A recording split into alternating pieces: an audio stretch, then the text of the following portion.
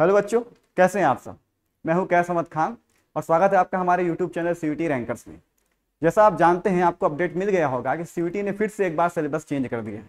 इसके पहले भी 2022 में इन्होंने सिलेबस को चेंज किया था और सिलेबस को लगभग आधा कर दिया था। इस बार वो जो सिलेबस है उसको भी और कम करने की कोशिश की गई। हालांकि बहुत सारे सब्जेक्ट में सिलेबस में थोड़ा ऐड किया गया है, थोड़ा रिमूव किया गया है, लेकिन आज जो सब्जेक्ट हम आपके सामने लेके आए हैं मैथमेटिक्स, ठीक है, अप्लाइड मैथमेटिक्स की यहाँ बात नहीं करेंगे, सिर्फ मैथमेटिक्स की बात करेंगे। इसमें सिर्फ रिमूव किया गया है, कुछ भी ऐड नहीं किया गया है। यानी एक तरह से फायदेमंद ही है ये चीज कि रिमूव किया गया है। काफी सारे टॉपिक रिमूव किए गए हैं, काफी इंपॉर्टेंट टॉपिक रिमूव किए गए हैं, कुछ ऐसे भी टॉपिक रिमूव किए गए हैं जो पहले उतने पूछे नहीं जा रहे थे, तो उनको हटा दिया गया बस, ठीक है। और कुछ इंपॉर्टेंट टॉपिक भी रिमूव कर दिए गए। जो सिलेबस है उन्होंने बनाया है इस एनसीईआरटी के सिलेबस का, जो नया वाला आपका आ चुका है, ठीक है। यानी उसी से मैच कराने की कोशिश की गई है, क्योंकि ये समस्या हो रही थी कि जो बच्चे 12th पढ़ते हैं बोर्ड के लिए, उनका जो सिलेबस है कम होता है और सीयूटी वाले का सिलेबस क्या होता है, ज्यादा होता है। तो जब बोर्ड का एग्जाम होगा उसके बाद उनको सीयूटी के लिए अलग से प्रिपरेशन करनी पड़ती थी।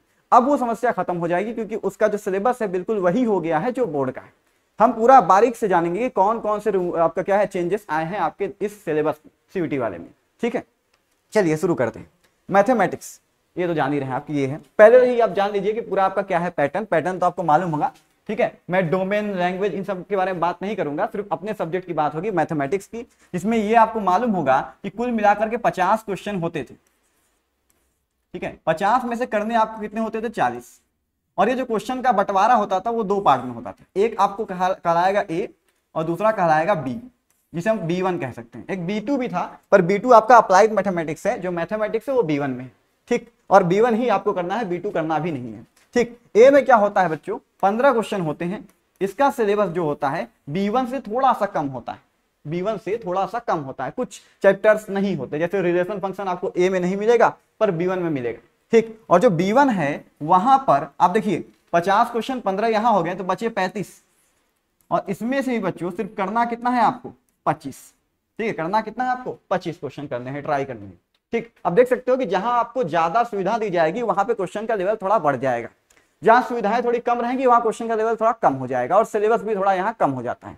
तो हम सेक्शन ए और सेक्शन B1 दोनों की ही बात करेंगे, ठीक है। कुछ ऐसे टॉपिक्स हैं जो ए और B1 दोनों में सेम है और रिमूव भी जो हुआ है दोनों में सेम तरीके से हुआ है। कुछ टॉपिक ए में पहले से ही नहीं थे, तो पहले हम ए की बात करेंगे, सेक्शन ए में कौन कौन से टॉपिक हैं और कौन कौन से टॉपिक उसमें से रिमूव कर दिया गया है, ठीक है। चलो शुरुआत करते हैं इसकी, ठीक है। ये ठीक है, बहुत ज्यादा हम चेंज कर देंगे। यहाँ पे देखिए आपका शुरू में आता है सेक्शन ए। सेक्शन ए में हम पहला पार्ट जो है आपका दिख रहा होगा अलजेब्रा, उसकी बात करेंगे। तो वो अलजेब्रा में कोई भी टॉपिक रिमूव नहीं हुआ है, जो सिलेबस था वही सिलेबस है, ठीक है। अलजेब्रा की अगर बात करोगे तो matrix and type of matrix, equality of matrix, transpose of matrix, symmetric, skew symmetric matrix, algebra of matrix, determinant, inverse matrix, solving of simultaneous equation using matrix method, ठीक है। तो मैट्रिक्स, उसका प्लस माइनस कितने प्रकार होते हैं, उसमें transpose क्या होता है, सिमेट्रिक, स्क्यू सिमेट्रिक क्या होता है, अलजेब्रा का मतलब प्लस माइनस ही समझिएगा।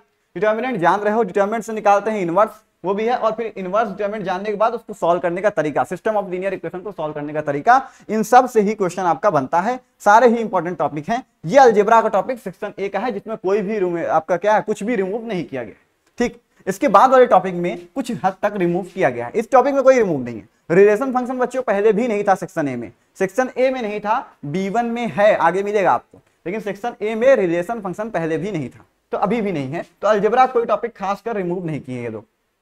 उसके बाद कैलकुलस एक बहुत इंपॉर्टेंट टॉपिक है आपके लिए, आपके लिए क्या, इस एग्जाम के लिए, ये जब भी हम मैथ की बात करते हैं 12th में, तो कैलकुलस बहुत इंपॉर्टेंट हो जाता है। इसमें लगभग सारी चीजें हैं। हायर ऑर्डर डेरिवेटिव की बात करोगे तो यहां इस्तेमाल किया है बच्चों उन्होंने सेकेंड ऑर्डर, ठीक है। डेरिवेटिव तो आप करेंगे ही, डेरिवेटिव वैसे चैप्टर आपका शुरू होता है 11th में, लेकिन डिफरेंशिएशन के मेथड्स आते हैं आपके किसमें, 12th में। उसमें एक मेथड है हायर ऑर्डर डेरिवेटिव, कई बार जब डेरिवेटिव करें तो यहाँ ये क्लियर कर दिए हैं कि सेकंड ऑर्डर से ऊपर उनको नहीं जाना है, ठीक है। टेंजेंट एंड नॉर्मल ये हिस्सा कट गया, ये हिस्सा यहाँ भी कटा है, और उसके बाद जाओगे तो B1 जो है इसमें भी ये कैंसिल हो गया है, तो ये पहला हिस्सा रिमूव हुआ है।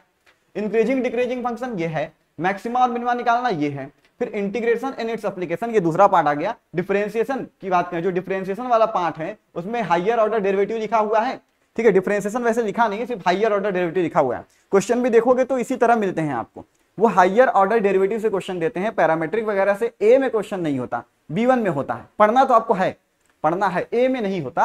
हालांकि ए B1 दोनों ही आपको देना है, कोई छोड़ना तो है नहीं, बस वो कहते हैं कि इसमें सिर्फ हायर ऑर्डर से क्वेश्चन आएगा, ठीक है, और आता भी है लगभग हर साल। इंक्रीजिंग डिक्रीजिंग, वो टेंजेंट नॉर्मल काट दिया, बहुत इंपॉर्टेंट टॉपिक था लेकिन काट दिया उसको, ठीक है। इंक्रीजिंग डिक्रीजिंग है, मैक्सिमा मिनिमा है, तो इसमें एक टॉपिक कटा हुआ है। इंटीग्रेशन की बात करोगे, indefinite integral of simple function, ठीक है, evaluation of indefinite integral, different, ये सब आपका रहेगा, ठीक है, ये सब आपका रहेगा, इंटीग्रेशन वगैरह आपका पूरा ही रहेगा, ठीक है। कुछ टॉपिक कटे हैं इंटीग्रेशन में भी, लेकिन यहाँ पे सब कुछ है कि indefinite integral of simple function, ये आप जानते हो कि सिंपल फंक्शन का इंटीग्रेशन कैसे होता है, वो जानेंगे। इवैल्यूएशन ऑफ इंडेफिनिट इंटीग्रेशन, अब इसमें आगे आप जाते हो ना, सब्स्टिट्यूशन है, ये सब है, सब कुछ इसके अंदर आ जाता है, वो भी है। डिफिनिट इंटीग्रल, ठीक है, जो डिफिनिट होता है, ठीक है, 0 से लेके 1 तक, 1 से लेके 2 तक, उसकी बात कर रहे हैं, वो भी यहाँ मौजूद है, ठीक। इसके बाद देखो, इसके बाद जो टॉपिक है, हाँ ये आया थोड़ा सा और बस, ठीक है, ये हो गया।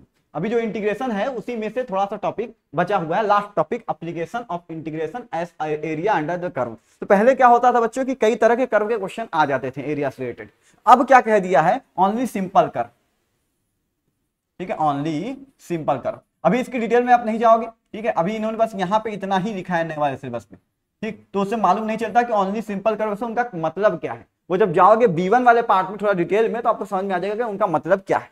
डिफरेंशियल इक्वेशन की बात करो बच्चों, तो order and degree of differential equation ये हमेशा रहेगा, ठीक है। फॉर्मुलेटिंग, ये जो वर्ड है इसको हटा दो, फॉर्मुलेशन ये बिल्कुल ही हट गया है, ये चाहे आगे आप LPP पढ़ेंगे वहां से भी हट गया है, जो आपका डिफरेंशियल इक्वेशन है वहां से भी हट गया है, ठीक है, ये चौथा पार्ट है डिफरेंशियल इक्वेशन, ठीक है।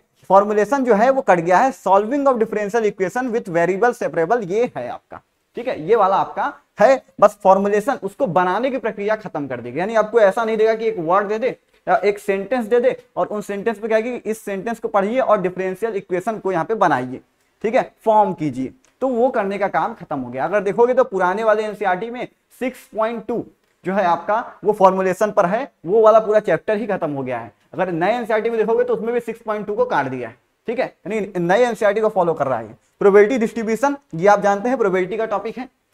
अब इसमें रैंडम वेरिएबल्स इन, तो प्रोबेबिलिटी डिस्ट्रीब्यूशन, ये सब थोड़ा गौर करिएगा।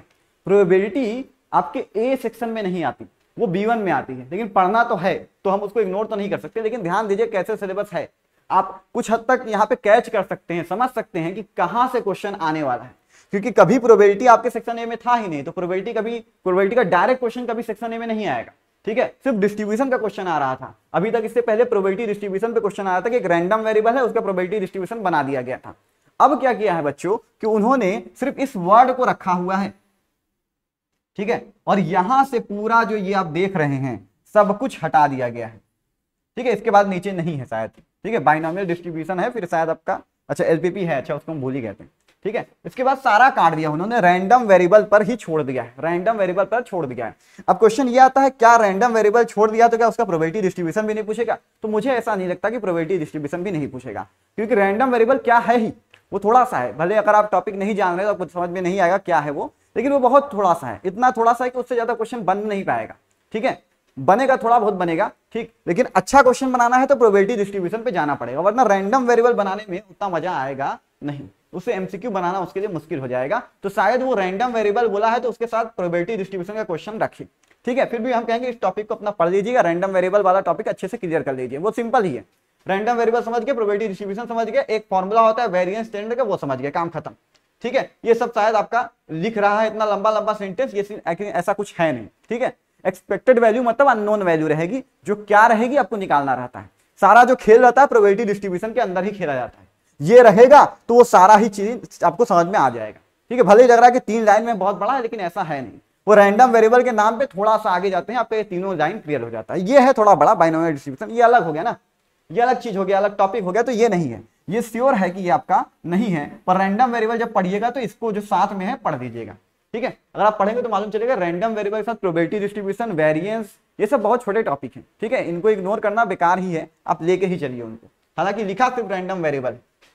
चलो अब चलते हैं इस सेक्शन ए के आखिरी टॉपिक पे। जो आखिरी टॉपिक है वो क्या है? Linear programming, mathematical formulation of linear programming problem, ठीक है। यहाँ पे क्या है, तो फॉर्मुलेशन आ गया, फॉर्मुलेशन वाले काम अब नहीं करने हैं, तो ये जो आपका लाइन है अपने आप ही कट गया। ठीक है, मैथमेटिकल फॉर्मुलेशन, फॉर्मुलेशन यानी आपको सेंटेंस देके, कहानी दे करके आपको कुछ भी अब नहीं करना है। ठीक है, ये आपको एक कहानी दे दी जाए और आप एलपीपी प्रॉब्लम क्या है उसको बताइए, तो वो अब नहीं आने वाला, वो आप छोड़ दीजिए। यहां पे देखेंगे graphical method of solution for problems in 2 variables. ठीक है, feasible and infeasible region, optimal feasible solution. तो देखोगे जब तुम ग्राफिकल क्या कह सकते हो, ग्राफिकल मेथड से आप लीनियर प्रोग्रामिंग प्रॉब्लम को सॉल्व करने जाते हो, तो ये सब तो उसी में आते हैं। उसी में तो आप जान जाते हो कि फिजिबल रीजन क्या है, इनफिजिबल रीजन क्या है, ऑप्टिमल फिजिबल सॉल्यूशन क्या होता है, कैसे निकालते हैं। असल में ये जो तरीका है वो ऑप्टिमल फिजिबल सॉल्यूशन निकालने का ही तरीका होता है। यानी ये तीनों लाइन असल में एक ही है, एक ही चीज पढ़नी है आपको कि ग्राफिकल मेथड से हमें सॉल्व करना आना चाहिए, और वो नहीं काटा है, वो आपका है, ये हिस्सा आपका है। ऊपर वाला लाइन आपका काट गया, फॉर्मुलेट आपको नहीं करना है। तो मैं थोड़ा छोटा कर दूंगा, आप एक बार देख सकते हैं इसको अच्छे से। ठीक है, कोशिश करेंगे कि इतना छोटा हो कि आप पूरा देख भी लें एक बार में। ठीक है, और सबको नजर भी आ जाए, ये देख सकते हो। ठीक है, अब पूरा देख सकते हो कि एक स्क्रीन पे पूरा सेक्शन ए वाला आ गया है, उसे अच्छे से देख लो और कोशिश करो कि उस पर फोटो खींच लो। ठीक है, वही सबसे सही रहेगा आपके लिए। इसको फोटो खींच लो तो दूसरे पे टॉपिक पे हम लोग चले। जो सेक्शन B1 वाला है वो आपका इंपॉर्टेंट है।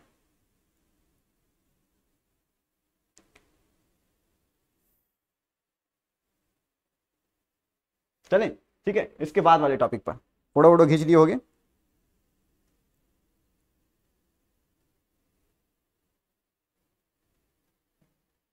कहाँ आ गए हम?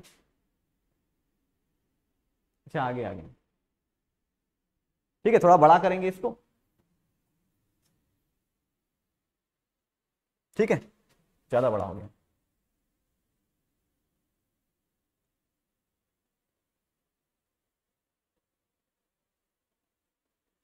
अब ठीक है, एक पेज आपके सामने आ रहा है। हम बारी बारी हर एक टॉपिक को कवर करेंगे। जैसे कि आपका है पहला वाला types of relation and function, ये पहला टॉपिक होता है, हमेशा ही होता है। बी का स्टार्ट कर रहे हैं, B1 वाला। ठीक, अब डिटेल में हम सारा सिलेबस समझेंगे। ठीक है, वहां जो था वो खत्म हो गया। यहाँ पे क्या है, types of relation, relation reflexive, symmetric, transitive, जिसको मिला के बोलते हैं इक्विवेलेंस रिलेशन। फिर फंक्शन का, फंक्शन में 1 और साथ में ऑन टू फंक्शन, बस इतने तक आएगा। मतलब आपको रिफ्लेक्सिव, सिमेट्रिक, ट्रांसिटिव चेक करने के रिलेशन में आएगा, फंक्शन में 1 ऑन टू चेक करने को आएगा, और उसके बाद जो है आपका कॉम्पोजिट फंक्शन या आपका बाइनरी ऑपरेशन या आपका इनवर्स ऑफ अ फंक्शन, ये नहीं आएगा। ठीक है, ये इतना टॉपिक आपका कट गया है। ठीक है, बाइनरी ऑपरेशन से पहले भी उतना क्वेश्चन बन नहीं रहा था, बाइनरी ऑपरेशन से बनता भी नहीं है। ठीक है, इनवर्स फंक्शन से बना सकते थे, पर अब वो बनने वाला नहीं है क्योंकि वो सिलेबस का हिस्सा नहीं रह गए। वैसे बना नहीं था, पिछली बार भी देख सकते हो। तो ये वो टॉपिक्स थे जो पहले भी उतने ज्यादा एक्टिव नहीं थे, सक्रिय नहीं थे, तो उनको हटा भी दिया गया, ये फालतू हो रहा है। ठीक है, फिर दूसरा टॉपिक है इनवर्स ट्रिग्नोमेट्रिक फंक्शन। आईटीएफ जानते हो कि आईटीएफ सिलेबस में, जो बोर्ड का सिलेबस में काफी हद तक रिमूव हो गया। पिछले बुक्स को देखोगे तो काफी क्वेश्चन होते थे वहां पे, अब वो कम हो गया है। ठीक है, बहुत लिमिटेड क्वेश्चन होते हैं, बहुत लिमिटेड आता है वहां से। तो यहां भी वही काम किया गया, बहुत लिमिटेड कर दिया गया है। जो एलिमेंट्री प्रॉपर्टीज हैं उनको हटा दिया गया। ठीक है, एलिमेंट्री प्रॉपर्टीज हटा दिया गया है, तो बचा डेफिनेशन, रेंज, डोमेन क्या होता है। मतलब एक इनवर्स ट्रिग्नोमेट्रिक फंक्शन में 6 होते हैं बाय डेफिनेशन। अगर आप जाओगे तो रेंज डोमेन पढ़ना ही पड़ेगा आपको। प्रिंसिपल वैल्यू क्या होती है ये भी तब पढ़ लोगे। ठीक है, और साथ में ग्राफ आपको बनाना आना चाहिए। प्रिंसिपल वैल्यू वगैरह इसलिए मालूम होना चाहिए क्योंकि आपको अक्सर मान वगैरह पूछता रहता है। अगर आपको आइडिया लगाना है कि किस तरह का क्वेश्चन आता है तो आप एनसीईआरटी क्वेश्चन देख सकते हो, इतना काफी है, उतने से ही वो क्वेश्चन बनाएंगे। इसीलिए तो वो उसी के अकॉर्डिंग काटे पीटे हैं। अब आते हैं अलजेब्रा मैट्रिक्स में, जिसमें बहुत ज्यादा कटा नहीं है, थोड़ा बहुत ही कटा है। देखिए डिटरमिनेंट में शायद इसी में आ जाए, अलजेब्रा वाला टॉपिक है। ठीक है, आ गया आ गया आ गया। ठीक है, मैट्रिक्स और डिटरमिनेंट 2 टॉपिक हैं। मैट्रिक्स और डिटरमिनेंट जो टॉपिक कटे हैं उनमें सब कुछ तो है जो हम अभी पढ़े थे ऊपर, कि मैट्रिक्स है, मैट्रिक्स के प्रकार हैं, मैट्रिक्स आपका क्या रहेगा, कैसे ऐड करते हैं, कैसे माइनस करते हैं, कैसे इनटू करते हैं, सब कुछ आपका आना चाहिए, सब कुछ। और उसके बाद उसमें जो टाइप्स होते हैं, जैसे अदर टाइप तो है ही, symmetric, skew symmetric, null matrix, सारा कुछ आपको आना चाहिए। ये यहाँ पे देख सकते हो कि ये जो टॉपिक है वो काटा गया, concept of elementary row and column operation. तो बच्चों रो और कॉलम ऑपरेशन जो है इनवर्स निकालने के लिए किया जाता है। ठीक है, इनवर्स निकालने का इस्तेमाल, इनवर्स निकालने का जो तरीका है वो डिटरमिनेंट में है, इस वजह से उन्होंने यहाँ वाला काट दिया। और यहाँ वाले से क्वेश्चन पूछ भी नहीं सकते थे, क्योंकि क्वेश्चन अगर पूछेंगे तो वो होता है सब्जेक्टिव क्वेश्चन, उसको बोलते हैं गॉस जॉर्डन मेथड। जिसमें हम लोग क्या करते हैं, एलिमेंट्री रो ऑपरेशन का इस्तेमाल करके इनवर्स फाइंड करते हैं। एलिमेंट्री रो ऑपरेशन और भी चीजों में इस्तेमाल होता है, लेकिन वो सारे सब्जेक्टिव होते हैं, तो उनको हटा दिया गया है। उनको पहले भी उनसे क्वेश्चन नहीं बन पा रहे थे, उनको हटा दिया गया कि बच्चों पे लोड बढ़ेगा, हटा दीजिए। बाकी सब है, बाकी सब नॉर्मल चीजें आप पढ़ सकते हैं। ठीक है, आपका इंटू वगैरह है, एग्जिस्ट करता है कि नहीं, प्रोडक्ट कितना होगा, इनवर्स क्या होगा, ये सारा कुछ है। इनवर्स दोबारा आपको डिटरमिनेंट मिल ही जाएगा। ठीक है, वो सारा कुछ है और कुछ घटा नहीं, बस यही है एलिमेंट्री रो ऑपरेशन जो सब्जेक्टिव पार्ट है हटा दिया है। यहां भी ज्यादा कुछ नहीं कटा है, डिटरमिनेंट सब कुछ है। ठीक है, कि पहले ये लिख दिया है अप टू 3x3, क्योंकि सभी जानते हैं कि इससे ऊपर निकालना पड़ेगा तो मुश्किलें आएंगी। ठीक है, यहां तक आपको गया है डिटरमिनेंट। प्रॉपर्टीज ऑफ डिटरमिनेंट ये हिस्सा काट दिया गया है। ठीक है, ये हिस्सा काट दिया गया है। अभी बता रहे हैं कि इससे क्या आता है, और देखो क्या क्या है, माइनर है, कोफैक्टर है, application of determinants in finding the area of triangle, adjoint and inverse of a square matrix, consistency, inconsistency and number of solution of system. ये बहुत ज्यादा एक कर दिया है, जो हम पीडीएफ है वो डाउनलोड किए तो सीयूटी के वेबसाइट से ही है, लेकिन इन्होंने देखो कि कुछ वर्ड्स को साथ साथ लिख दिया है, आप समझ समझ के पढ़िएगा। कंसिस्टेंसी, इनकंसिस्टेंसी, फिर and number of solution of system of linear equation by examples. ठीक है, बहुत एक करके लिख दिया है। Solving system of linear equations in 2 or 3 variables having unique solution using inverse of matrix. ठीक है, पढ़ दिया पूरा मैंने, लेकिन आप समझो वही चीज है जो पढ़े हुए हैं, कुछ एक्स्ट्रा नहीं है। प्रॉपर्टी वाला काटा गया है, प्रॉपर्टी वाले पे क्वेश्चन देखो कैसा आता था। ठीक है, इस टाइप का क्वेश्चन आता था, जैसे 1 1 1 a square a cube b square b cube. ये जो क्वेश्चन है इसको बराबर करके क्या आएगा, ऑप्शन से आप निकालते थे, एक्स वाई जेड वाला आता था, ये सब आता था। ठीक है, वो हिस्सा आपका काट दिया गया है, इतना आपका छोड़ा गया है। जो इसको हटाने से बड़ा कह सकते हो कि राहत मिलेगा, क्योंकि इसके क्वेश्चन बड़े बड़े होते थे। हालांकि कुछ शॉर्ट ट्रिक होते हैं जो अप्लाई करने पर ऑप्शन ढूंढा जा सकता है, लेकिन वो एक एक्स्ट्रा चीज है पढ़ने के लिए, लेकिन वो काट दिया है, थोड़ा आराम मिल जाएगा आपको। ठीक है, तो इस टाइप के क्वेश्चन आपके नहीं आने वाले। ठीक है, जो आपके सामने यहाँ पे लिखे हैं, प्रस्तुत हैं। ठीक, उसके बाद देखोगे कैलकुलस। कैलकुलस में हम पीछे बात कर चुके हैं, बहुत ज्यादा उसमें बदलाव नहीं है, उसी तरह क्वेश्चन को काटा गया। ठीक है, continuity, differentiability, derivative of composite function. देखो डेरिवेटिव ऑफ कंपोजिट फंक्शन नए वाले सिलेबस में नहीं लिखा है, तो मत सोचो कि वो कट गया है। डेरिवेटिव ऑफ कंपोजिट फंक्शन का मतलब है चेन रूल, चेन रूल लिखा है वो। ठीक है, तो चेन रूल है मतलब वो है, मतलब यहाँ कुछ नहीं कटा है। कंटिन्यूटी, डिफरेंशिएबिलिटी, चेन रूल, जिसे हम कह रहे हैं derivative of composite function, derivative of inverse trigonometric function ये भी है, इम्प्लिसिट फंक्शन ये भी है, एक्सपोनेंशियल लॉगरिथम वो भी है। ठीक है, फिर उसके बाद क्या है, लॉगरिथमिक डिफरेंशिएशन, वो सब उसी में आ गया। ठीक है, derivative of function express in parametric form ये भी है। ठीक है, सेकंड ऑर्डर डेरिवेटिव ये भी है, ये हिस्सा आपका नहीं है। Rolle's and Lagrange's mean value theorem without proof या विद प्रूफ, ये किसी भी फॉर्म में यहाँ पे ये नहीं रहा। ठीक है, इससे क्वेश्चन पिछली बार भी नहीं आए थे। ठीक है, वो पहले ही इशारा कर चुके थे कि ये सब चीजें बहुत ज्यादा निष्क्रिय हो रही हैं, इसको हटा देना ही सही पड़ेगा। बाकी सब कुछ है। ठीक है, बाकी सब कुछ है, कंटिन्यूटी, डिफरेंशिएबिलिटी, और उसके बाद सारा ही एक्सरसाइज है। ठीक है, क्योंकि आप शुरू से ही पढ़ते हो, पहले पढ़ते हो क्या, इम्प्लिसिट फंक्शन, फिर पढ़ते हो क्या, आप शायद एक्सपोनेंशियल पढ़ सकते हो, उसके बाद आईटीएफ पढ़ सकते हो, उसके बाद पैरामीट्रिक पढ़ देते हो, फिर आपका हायर ऑर्डर में आता है जिसमें वो बोला है कितना तक चाहिए, सेकंड ऑर्डर में चाहिए। ठीक है, ये 5 एक्सरसाइज आपके रहते हैं। रोले वाला पहले ही हटा दिया था, क्वेश्चन नहीं दे रहा था, अब सिलेबस से भी हटा दिया है। एप्लीकेशन ऑफ डेरिवेटिव में आपको पहले ही बताए थे, ए वाले में ही, कि टेंजेंट और नॉर्मल को इन्होंने काट दिया है। और एक और चीज काटी गई है, वो क्या है, अप्रॉक्सीमेशन। देखो ये दोनों ही टॉपिक से क्वेश्चन आते थे, तो वो टेंजेंट नॉर्मल फिर से लिख दिया है। ठीक है, ये दोनों ही टॉपिक से क्वेश्चन आते थे, लेकिन अब इन्हें काट दिया गया है, यानी 2-3 क्वेश्चन जहां से आते थे वो हिस्सा हटा दिया गया है। बाकी सब कुछ है। इसमें क्या क्या आता है, रेट वाला आता है, इंक्रीजिंग डिक्रीजिंग वाला आता है, मैक्सिमा मिनिमा वाला आता है। देखो यहाँ पे लिखा है first derivative test, motivated geometrically वगैरह वगैरह वगैरह वगैरह सब कुछ लिखा है, लेकिन अब वो पूरा एक पे लिख दिया है, थोड़ा अपना समझ लेना पढ़ के, थोड़ा सा एक्स्ट्रा हो गया है। ठीक है, लेकिन जो सेकंड ऑर्डर डेरिवेटिव होता है वो मेन होता है। फर्स्ट ऑर्डर वाला आपको पढ़ लेना है, थोड़ा सा समझ गए, आपका समझ हो जाएगी क्या मतलब होता है फर्स्ट ऑर्डर डेरिवेटिव का, लेकिन आपका जो सेकंड ऑर्डर है उससे ज्यादा काम होता है। ठीक है, सिंपल प्रॉब्लम है आपके, to illustrate basic principle and understanding of subject वगैरह वगैरह, आप समझ जाइए कि वो सिंपल क्वेश्चन आपको देंगे जो आपके सिलेबस से मैच खाता है और आपके अंडरस्टैंडिंग को बस समझ रहा है। बाकी कटने वाला कौन है, टेंजेंट नॉर्मल, अप्रॉक्सीमेशन और फिर टेंजेंट, फिर दोबारा आ गया बस। ठीक है, ये 2 टॉपिक कटे हैं, इससे क्वेश्चन, इन दोनों से टॉपिक से क्वेश्चन हमेशा ही आता था, उससे एक क्वेश्चन आते थे अप्रॉक्सीमेशन से। ठीक, चलो आगे चलें।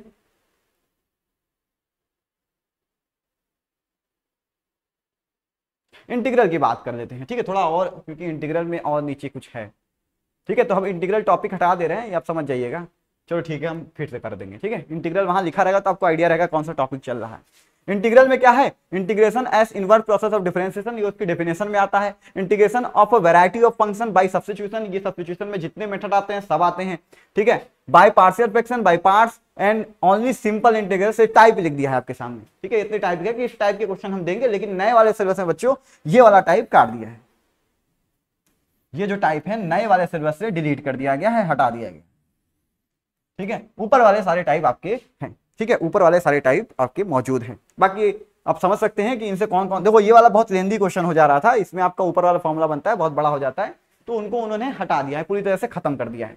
ठीक है, आपको ये आइडिया हो गया है। बाकी आपका पुराना वाला सब कुछ है, खाली वो टाइप हटाया गया है। नीचे भी आप देख लीजिए एक और चीज। ठीक है, सब्जेक्टिव पोर्शन को जब भी किया है कोशिश उन्होंने एलिमिनेट करने का। जैसे यहाँ देखो definite integral as a limit of sum, ये हिस्सा काट दिया है। ठीक है, लिमिट के तौर पे छोटे छोटे इंटीग्रेशन हम लोग करते थे, लेकिन वो बहुत बड़े बड़े पेजेस लिया करते थे, वो सब्जेक्टिव मजेदार था, ऑब्जेक्टिव में उसका कोई काम था भी नहीं, पहले क्वेश्चन नहीं बन रहा था, बच्चे ज्यादा सोचे ना इसको देख करके, तो उनको हटा दिया गया। ठीक है, काम उसका नहीं था। यहाँ पे जो देख सकते हो फंडामेंटल थ्योरम ऑफ कैलकुलस, ये कोई नई चीज नहीं है। ठीक है, इसको देख के घबराइएगा नहीं कि भाई ये क्या चीज है, ये भी तो कोई थ्योरी नहीं है, ये बहुत सिंपल है। जो तुम लोग पढ़ते हो कि ए से लेके बी तक इंटीग्रेट करते हैं, तो कैसे करते हैं, उसका इंटीग्रेशन मान लो आता है 5x, तो लिखते हैं a से b, और फिर पहले वाले में अपर लिमिट पुट करते हैं, दूसरे वाले में लोअर लिमिट पुट करते हैं। इसी को बोलते हैं फंडामेंटल थ्योरम ऑफ कैलकुलस। तो उससे घबराना नहीं कि कुछ नया दे दिया, वही पुराना वाला ही दिया है। ठीक है, वो तो करना ही है, डेफिनेट पढ़ोगे तो वो करना ही करना है।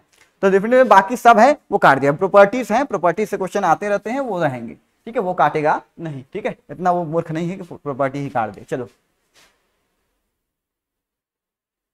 अगला है application of integral, application in finding the area under simple curve. ठीक है, अब देखो यहां से वो काट दिया है। ठीक है, हम पूरा नहीं पढ़े क्योंकि हम जानते हैं फिर वही चीज है, रिपीट करेगा, पीछे वाली कहानी है, तो हम पूरा नहीं, बस बता रहे हैं कौन चीज काटा। ठीक है, दो कर्व के बीच का एरिया आपको नहीं निकालना, मतलब मुश्किल जो होते थे कर्व, क्योंकि दो कर्व के बीच का निकालना अक्सर परेशान करता था आपको, दो कर्व के बीच का इंटरसेक्शन निकालना मुश्किल हो जाता था। तो अब ऐसा कुछ नहीं है, अब आपके सामने सिंपल कर्व रहेंगे, और वो भी बोला है कि अगर कोई अलग से कर्व आते हैं तो सर्कल के, पैराबोला के या इलिप्स के आएंगे, वो भी बिल्कुल स्टैंडर्ड फॉर्म में आएंगे। स्टैंडर्ड फॉर्म फिक्स होते हैं सबके, आपको याद होगा कि जैसे अगर पैराबोला की बात कर रहे हो तो इसमें फिक्स होता है कि इस टाइप का होगा या इस टाइप का होगा। ऐसा स्टैंडर्ड फॉर्म क्यों जरूरी होता है, इक्वेशन के लिए जरूरी नहीं होता, वो जरूरी होता है ग्राफ बनाने, क्योंकि एरिया बगैर ग्राफ निकाले आप बनाए आप ठीक से निकाल नहीं पाएंगे, वो दिक्कत करेगा आपको। ठीक है, और वो ऐसा क्वेश्चन देते हैं कि ग्राफ बनाइए तो आपको समझ में आएगा किसका एरिया निकालना है। तो अगर आप इसको समझ लेंगे, circle, parabola, ellipse standard form में, तो आपके लिए थोड़ा आसानी हो जाएगा। स्टैंडर्ड फॉर्म के अलावा कोई और फॉर्म होता तो फिर वो बहुत ज्यादा ही डिफिकल्ट होने लगता हम लोगों के लिए, तो उन्होंने हटा दिया। ठीक है, उन्होंने उसको हटा करके छोटा कर दिया। डिफरेंशियल इक्वेशन की बात करो, इसमें बात हम लोग शायद कर चुके हैं, कौन सा टॉपिक कटा हुआ है, वही टॉपिक फिर से कटा है, ये वाला फॉर्मेशन वाला टॉपिक। ठीक है, फॉर्मेशन। ठीक है, फॉर्मेशन अब आपको नहीं करना है, आपको कोई भी डिफरेंशियल इक्वेशन बनाने की जरूरत अब नहीं है, किसी भी आधार पर चाहे कुछ भी दिया हो, आपको बनाने की जरूरत नहीं है। तो ये हिस्सा आपका कैंसिल हो गया। बाकी है solution of differential equation by method of separation of variable, homogeneous, and आखिरी में है लीनियर डिफरेंशियल इक्वेशन। तीन ही होते हैं, तीनों दिया है। ठीक है, अब सेक्शन ए में जाओगे तो वहां एक ही मेथड आता है, सेपरेबल वाला।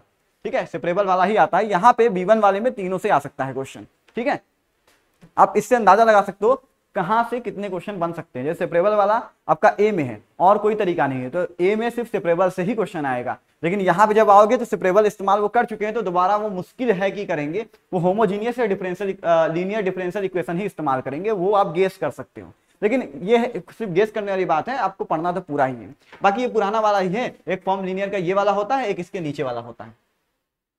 ठीक है, ये दोनों ही फॉर्म है। इसके बाद अगर बात करोगे तो ये आता है आपका वेक्टर एंड 3 डायमेंशनल ज्योमेट्री। ठीक, ये आपका आ गया वेक्टर एंड 3 डायमेंशनल ज्योमेट्री में, बस इतना काट दिया। ठीक है, इतना हिस्सा आपका काट दिया।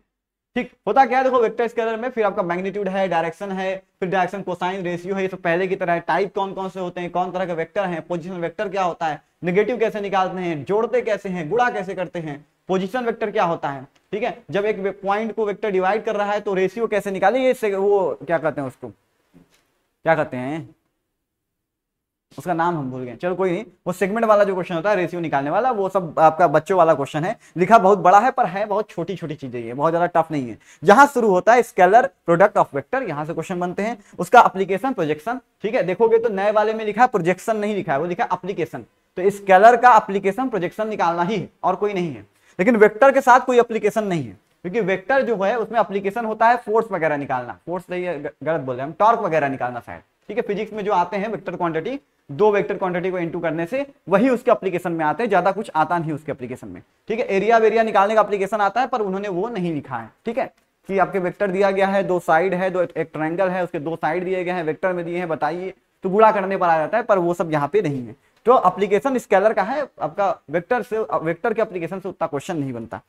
3 डायमेंशनल ज्योमेट्री में बस इतना याद रखो, प्लेन वाला पार्ट एकदम पूरी तरह से कैंसिल कर दिया है, सिर्फ लाइन की कहानी बची है, प्लेन का कोई कहानी नहीं बचा है। प्लेन जहां जहां है काट दो, प्लेन यहां आ रहा है, ठीक है, a line in a plane यहां आ रहा है, distance of a point from a plane यहां आ रहा है, तो ये हिस्सा पूरा कटा हुआ है, ठीक।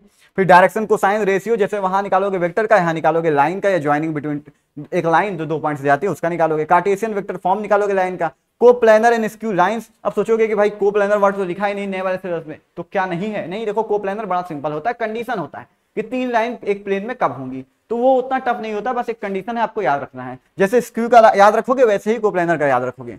2 लाइन के बीच में डिस्टेंस, चाहे वो पैरेलल हो चाहे वो स्क्यू हो, उनके कंडीशंस। फिर Cartesian and vector equation of plane, plane word आ गया तो चलो काट देते हैं इसको, ठीक है, ये वाला हिस्सा हम काट देंगे। एंगल है, एंगल बिटवीन 2 लाइन है, लेकिन प्लेन लाइन प्लेन ये सब नहीं है, ठीक है, इतना हिस्सा कटा है। प्लेन काटने से आपको बड़ी राहत हो जाएगी, क्योंकि क्वेश्चन अक्सर 3D में लाइन प्लेन से ही बनता था, मिला करके या प्लेन से अकेले, प्लेन वाले ही ज्यादा आपके लिए थोड़ा मुश्किल पैदा करते थे, बाकी लाइन का तो सिंपल होता है। तो प्लेन काट दिया है, जो आपके एनसीईआरटी के नए वाले सिलेबस में भी काटा हुआ है, ठीक है, वो आपका काट दिया है। आखिरी टॉपिक, अच्छा नहीं अभी प्रोबेबिलिटी भी तो है, ठीक है। लीनियर प्रोग्रामिंग में क्या है, फिर से वही बात हो गई, यहां पर देख सकते हो।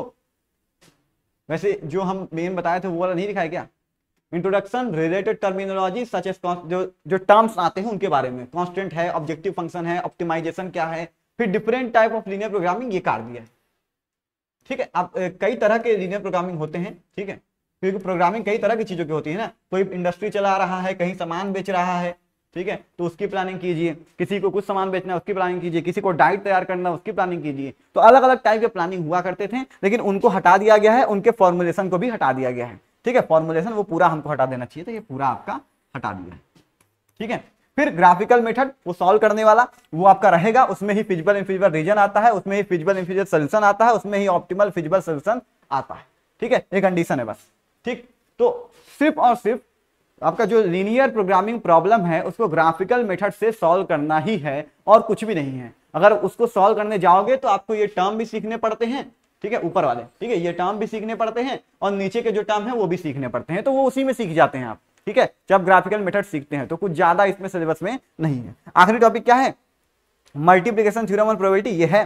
तो अब ये कहोगे कंडीशनल प्रोबेबिलिटी स्टार्ट किया है, उसमें कंडीशनल से स्टार्ट किया, मल्टीप्लिकेशन का नाम नहीं दिया, पर कंडीशनल से ही बच्चों मल्टीप्लिकेशन वाला बनाया गया है, तो इसको हटाया नहीं गया, वो बस लिखना भूल गया। कंडीशनल प्रोबेबिलिटी में आ ही जाता है मल्टीप्लिकेशन, पहले कंडीशनल आता है, फिर मल्टीप्लिकेशन आता है, फिर उसमें इंडिपेंडेंट आता है, फिर टोटल लॉ ऑफ प्रोबेबिलिटी आती है, फिर बेस थ्योरम आता है, फिर आता है रैंडम वेरिएबल, और यहीं तक सिलेबस दे करके वो कम कर दिया, पर हमको ऐसा लगता है इससे क्वेश्चन वो कुछ हद तक बनाने का प्रयास करेगा, ठीक है, बहुत ज्यादा इससे क्वेश्चन बनते हैं नहीं, ठीक। अब ये मान के चलो कि अब से तो लिखा तो है कि इतना पूरा हम काट रहे हैं, ठीक है, probability distribution, mean and variance, फिर उसके बाद क्या है ये रिपीटेड इंडिपेंडेंट, जिसे कहते हैं बर्नौली ट्रायल या बाइनोमियल डिस्ट्रीब्यूशन, ये पूरा काट रहे हैं, ये लिख दिया है वो, ठीक है, पर हमको ऐसा लगता है कि रैंडम वेरिएबल में थोड़ा सा पार्ट इसका आएगा, ठीक है, ये सब आएगा, वैसे ये लिखा है काट दिए हैं, ठीक है, हो सकता है भाई सिलेबस बहुत कम कर दिया हो, इसलिए आपको ये पूरा हिस्सा ही काट दिया, लेकिन इसको काटने का मतलब है कि उसके अच्छे क्वेश्चन नहीं बनेंगे रैंडम वेरिएबल से, ठीक है, उसके अच्छे क्वेश्चन नहीं बनेंगे रैंडम वेरिएबल से, अगर वो पूरा ही काट दिया है तो। प्रोबेबिलिटी डिस्ट्रीब्यूशन हमको लगता है कि थोड़ा बहुत वो दे सकता है,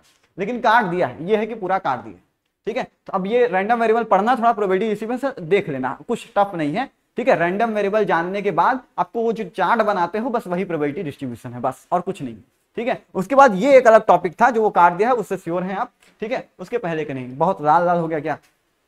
हाँ, क्योंकि आखिर में कई टॉपिक काटे गए हैं उन्होंने, ठीक है, तो काफी लाल लाल हो गया है, लेकिन आप समझ जाइए कि क्या क्या कटा है, ठीक। अगर आप ध्यान देंगे तो प्रोबेबिलिटी में रैंडम वेरिएबल के बाद का पार्ट काटा है, बाइनोमियल डिस्ट्रीब्यूशन काट दिया है। लीनियर प्रोग्रामिंग में क्या काटा है, अलग टाइप के जो आपके एलपीपीस आते हैं वो काट दिया है, आपके जो फॉर्मुलेशन है वो काट दिया है। ठीक है, रखा क्या है, सिर्फ सॉल्व करना, और सॉल्व करने में ही सारा आप सीख जाते हैं। ठीक है, ग्राफिकल मेथड से सॉल्व करना, उसी में सब सीख जाते हैं। 3 डायमेंशन में प्लेन पूरा काट दिया है, 3D का पूरा प्लेन काट दिया है। यहाँ पर स्केलर ट्रिपल प्रोडक्ट काट दिया है, इससे क्वेश्चन बनते थे, एक एक क्वेश्चन हमेशा बनते थे इससे, वो काट दिया है। और बाकी सब है, बाकी सब पुराना वाला है, वो सब है आपका। ठीक है, अरे कहाँ चला गया, हाँ यहाँ पे आ गया।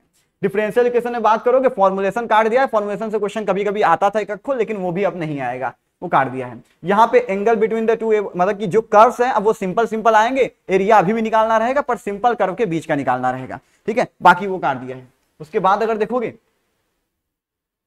यहाँ पे डिफिनिट इंडिकेशन, देखो ये सब्जेक्टिव पार्ट है, ये वो पहले भी काटा था, तो आज भी वो खत्म ही कर दिया पूरी तरह से। ये जो लाइन लगा है ना, ये है, ठीक है, ये सब आपका डिफिनिट इंडिकेशन पूरा है। उसका subjective part limit as sum, limit of a sum, वो कट गया है। ठीक है, यहाँ पे ये टाइप्स कटे हैं जो रूट में इस तरह से लिखे हैं, बस बाकी सब तो इसमें है। ठीक है, बाकी सब इंटीग्रेशन में है पूरा का पूरा। यहाँ देखोगे तो एप्लीकेशन ऑफ डेरिवेटिव में टेंजेंट नॉर्मल काटा है, अप्रोक्सीमेशन काटा है, बस। ठीक है, अगर आप देखो कॉन्टिन्यूटी डिफरेंशिएबिलिटी में रोले एंड लैग्रांज थ्योरम काट दिया। यहाँ पे प्रॉपर्टीज काटा है, यहाँ पे रो कॉलम फॉर्म काटा है, यहाँ पे आपका क्या काटा है, सिर्फ देखो सिर्फ आपका रिफ्लेक्सिव, सॉरी ये क्या है, आईटीएफ पढ़ रहे हैं ना, आईटीएफ में सिर्फ आपको क्या जानना है कि जितने भी आईटीएफ मतलब इनवर्स ट्रिग्नोमेट्रिक फंक्शन होते हैं, उनका डोमेन क्या है, उनका रेंज क्या है, प्रिंसिपल वैल्यू क्या है, और ग्राफ किस तरह से होते हैं, बस इनफ, काम खत्म हो गया। ठीक है, यहाँ पे क्या है, अगर आपका रिलेशन पढ़ना है तो रिलेशन में 3 टाइप, रिफ्लेक्सिव, सिमेट्रिक, ट्रांसिटिव, बस इतना। फंक्शन पढ़ रहे हैं तो 1 1 on 2, बस इतना, और कुछ भी नहीं। और फिर उसके बाद अगर देखोगे, अच्छा ये खत्म हो गया। सेक्शन ए हम दोबारा रिवाइज नहीं कराएंगे, सेक्शन ए और B1 समझ गए तो सेक्शन ए समझ ही गए होंगे। ठीक है, तो ये था आपका सिलेबस, सब कुछ काट पीट के क्या क्या बचा क्या नहीं बचा सब आपको बता दिया गया है। ठीक है, जिससे आप समझ सकते हो कि सिलेबस काफी हद तक कम हो गया है और नए वाले एनसीईआरटी को उन्होंने पूरी तरह से फॉलो किया है। अगर आप जानना चाहते हो पूरे अच्छे से कि कौन कौन से टॉपिक कट गए हैं और ज्यादा तरीके से, तो आप एनसीईआरटी देख सकते हो नया वाला। ठीक है, आप बाई चैप्टर समझ सकते हो कौन तरह के क्वेश्चन बचेंगे, आप कौन सा तरह के क्वेश्चन खत्म हो जाएंगे। ठीक, यहां पर जितना समझाने लायक था हमने आपको समझा दिया। अब इसके लिए बस तैयारी करो, सिलेबस जान लिया है। ठीक है, अच्छे से मेहनत करो, पढ़ाई करो। अब जान रहे हो कि जब सिलेबस कम होता है तो क्वेश्चन का लेवल वो उठाने का प्रयास करते हैं। ठीक है, क्योंकि उनके पास एक ही टॉपिक से कई सारे क्वेश्चन बनाने का मौका मिल जाता है, तो उसमें वैरायटी मिलती है, साथ साथ थोड़ा डीप भी क्वेश्चन वो पूछ सकते हैं। ठीक है, तो जब वो सिलेबस को कम किए हैं तो लेवल को बढ़ा सकते हैं। आप भी लेवल को बढ़ा दीजिए और स्पीड बढ़ा करके तैयारी करना शुरू कर दीजिए। ठीक है, हमसे जुड़ने के लिए आपका बहुत बहुत धन्यवाद।